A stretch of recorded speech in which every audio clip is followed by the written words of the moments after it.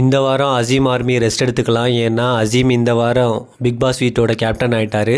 போன வாரம் நல்லா பர்ஃபார்ம் பண்ண ஷிவின், அசீம், விக்ரமன் இவங்க 3 பேருக்கு இடையில தான் இந்த பால் பிடிக்கிற போட்டி நடந்திருக்கு. அதில் அதிகப்படியான பால்களை பிடிச்சி சேர்த்ததில் அசீம் வின் பண்ணிட்டார். அதனால இந்த வாரத்தோட கேப்டனாக அசீம் இருக்கார்.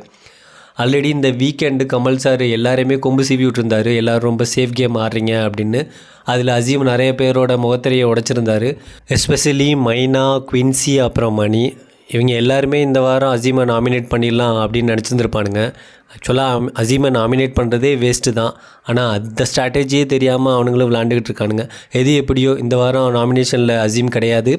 ஒரு கேப்டனாக நல்லவனாகவும் வல்லவனாகவும் கோவப்படாமல், கோவத்தில் வார்த்தைகளை விடாமல், மற்றவங்கள தரந்தாழ்ந்து பேசாமல், தற்பெருமை பேசாமல்